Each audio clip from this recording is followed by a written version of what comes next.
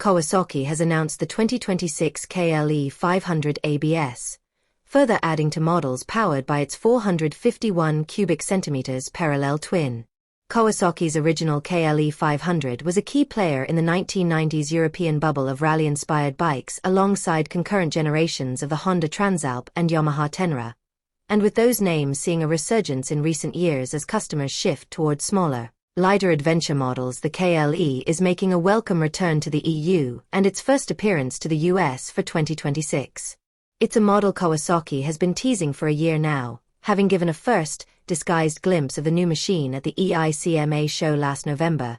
It was almost entirely hidden inside a wooden crate with just the 21-inch front wheel visible. The KLE500 slots into the company's lineup somewhere between the Versys-X 300 and the KLR650. It's designed with an eye to off-road abilities a step above those of the larger, street-biased Versys models, but with more on-road sophistication than the single-cylinder KLR. It's also vastly more affordable than the Versys-650, which is directly descended from the bike that replaced that original KLE500 back in 2007. The KLE500 will slot between the KLR650 and Versys-X 300. Pricing starts at $6,599.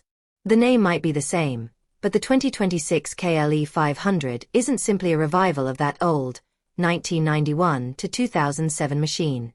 Instead, it packs the 451 cubic centimeters parallel twin engine already known from bikes including the Eliminator, Ninja 500Z 500 into a completely new steel trellis frame, paired to 21-inch front and 17-inch rear wire wheels on long travel suspension.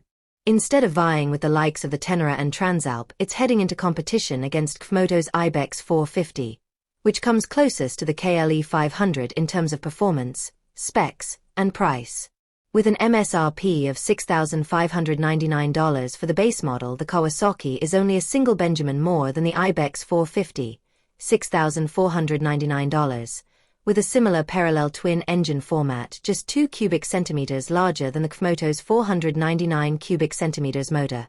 Kawasaki has yet to make any performance claims for the KLE500.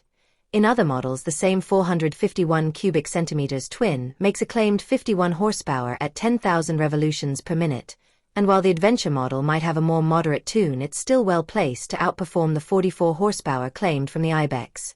Recently, on CW's in-house dyno, Kawasaki's Eliminator SE, which shares the 451 cubic centimeters with the KLE, Ninja, and Z, put out 44.08 horsepower at 9,830 revolutions per minute and 25.12 pound-ft of torque at 8,250 revolutions per minute to the rear wheel.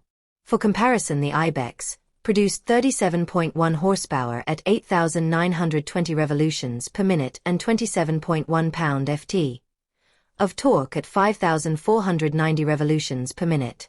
Kawasaki claims a 51 horsepower output from its 451 cubic centimeters parallel twin in other models, but numbers have yet to be provided for the KLE500.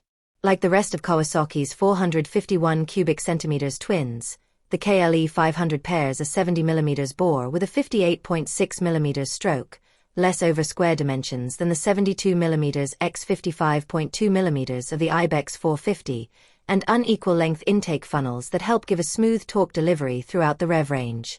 Other elements including the downdraft intakes, sleeveless cylinders, machined balancer shaft, and long-reach spark plugs also match the changes introduced when Kawasaki moved from its old 399 cubic centimeters twin to the 451 cubic centimeters version in 2024 when the Ninja 500Z 500 introduced it to the range.